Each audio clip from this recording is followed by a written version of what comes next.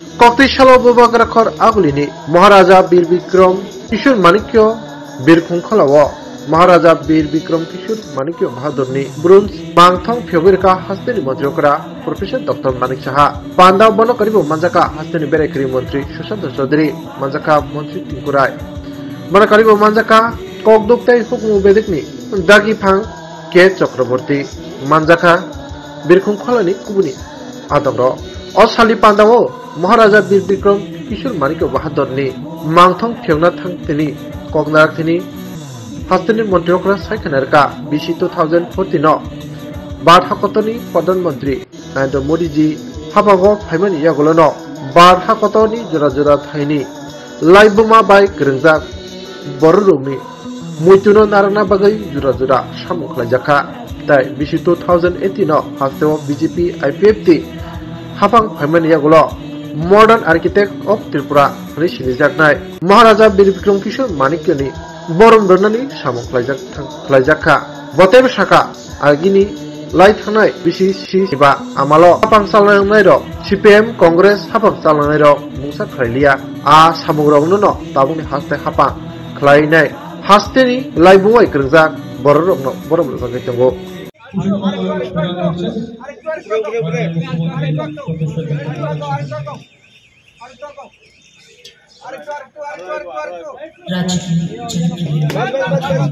Professor doctor Manik Shah ji के हाथों में महाराजा वीर विक्रम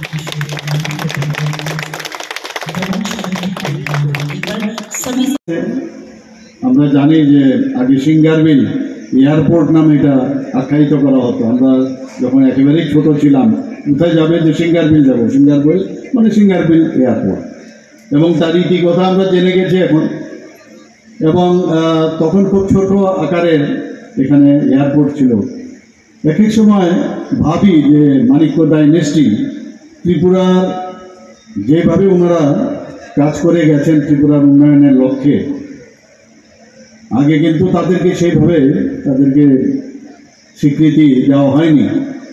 কিন্তু আমাদের সরকার যখন 2018-তে এবং মাননীয় প্রধানমন্ত্রী যখন 2014-তে প্রধানমন্ত্রী হিসাবে উনি দায়িত্বভার নিলেন, তারপর থেকে কিন্তু দেখা গেছে, এবং সেটা শুধু দেখা না, বাস্তবেও আমরা দেখেছি, বাস্তবেও সেটা পরিলক্ষিত হয়েছে যে ওনাদেরকে আমরা সম্মান আমরা দিতে পেরেছি। এখানে সেই সিঙ্গারবিল এয়ারপোর্ট ধীরে ধীরে যে এয়ারপোর্টের যে প্রগ্রেস আমাদের চোখের সামনে আমরা দেখতে পেয়েছি। এখানে অনেকের দাবি উঠছিল যে মাননীয় প্রধানমন্ত্রীজি যখন মহারাজা বীর বিক্রম কিশোর মাণিক্য বাহাদুরের নামে এই এয়ারপোর্ট, যে পুরনো যে এয়ারপোর্ট, সেটা ওনার নামে যখন উৎসর্গ করলেন, এবং পরবর্তী সময়ে যখন এই এয়ারপোর্ট ওনার হাত ধরে উদ্ঘাটন হলো, তখন অনেক জায়গা থেকে দাবি এসেছিল যে ওখানে তো মর্মমূর্তি আছে, এখানে কোনো মর্মমূর্তি নেই। এই নিয়ে অনেক কর্নার থেকে আমাদের উপর চাপ আসছিল। তো সেই বিষয়ে আমি যখন দিল্লিতে যাই, আমাদের ইউনিয়ন এভিয়েশন মিনিস্টারের সাথে আমি কথা বললাম, এবং এখানে ডাইরেক্টর সাহেবের সাথে আমি কথা বললাম যে এটাকে শিফট করা যায় কিনা। তো বললো এটা তো যেহেতু এটা ফাইবার গ্লাসের তৈরি, তো সেটা করতে গেলে এটা ভেঙে যাওয়ার চান্স আছে। তখন আমরা আমাদের ট্রান্সপোর্ট মিনিস্টার মহোদয়ের সাথে কথা বললাম যে আমাদের এটা করতেই হবে। তো সেই অনুসারে এখানে 35 লক্ষ টাকা ব্যয়ে আজকে এখানে ব্রোঞ্জের আগরতলার, খুব ভালো লেগেছে যে ভট্টাচার্য বাবুর হাত ধরে এত সুন্দর একটা মহারাজা বীর বিক্রম কিশোর মাণিক্য বাহাদুরের মূর্তি এখানে স্থাপিত হলো। আমাদের ত্রিপুরাতে ট্যালেন্টের অভাব নেই। আমরা দেখেছি আগে এরকমও দেখতাম, আবার অনেকে আছে কিছু একটা বানাতে গিয়ে আবার অন্য কিছু বানিয়ে ফেলেছে, তারও ইতিহাস আমরা জানি। কিন্তু এখানে আমি বলবো যে সত্যিকারের অর্থেই মহারাজা বীর বিক্রম কিশোর মাণিক্য বাহাদুরেরই উনি ঠিকভাবে মূর্তিটা বানিয়েছে। আসলে মাইন্ডসেটের উপর অনেক সময় ডিপেন্ড করে। তো সেই মাইন্ডসেট আমরা ঠিকভাবে পরিচালিত করবো কিনা, দিস ইজ ভেরি ইম্পর্টেন্ট। আমরা আগামী দিনের যারা প্রজন্ম যারা আছেন তাদের আমরা সুস্থ মানসিকতার বিকাশ আমরা দিতে চাই, এবং ত্রিপুরা সরকার চায় যে আমাদের ত্রিপুরার থেকে যারা নেক্সট জেনারেশন, যাদের হাতে আমরা আমাদের বেতনটা দিয়ে যাব, একটা সুন্দর একটা পরিবেশে যেন ওদের মানসিকতা গড়ে ওঠে। আমরা স্পোর্টসে হোক, আজকে আমাদের এগ্রিকালচারেই হোক, ট্রান্সপোর্টের কথাই হোক, আমরা সমস্ত ডিপার্টমেন্টে এগ্রিকালচারের সব দিকে আমরা কিন্তু মানে সর্বাঙ্গীন বিকাশের একটা আমরা চেষ্টা করছি।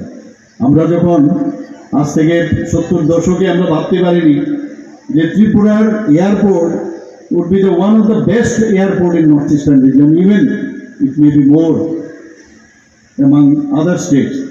আমাদের গর্ব হয় এখান থেকে যখন বাইরের থেকে আসে, প্রথমেই মানে বলে না face is the index of mind, যখন বাইরের থেকে লোক আসে আমাদের সাথে কথা বলে এত সুন্দর আপনাদের এয়ারপোর্ট, তা আমাদের গর্বে বুক ভরে যায় যে মাননীয় প্রধানমন্ত্রীজির কারণে কি না করছেন উনি। অ্যাক্ট ইস্ট পলিসি, যেটা আমাদের মাননীয় মন্ত্রী মহোদয় বললেন যে অ্যাক্ট ইস্ট পলিসি না শুধু, যে আজকে কমিউনিকেশনের দিক দিয়ে আমরা কোন জায়গায় চলে গেছি।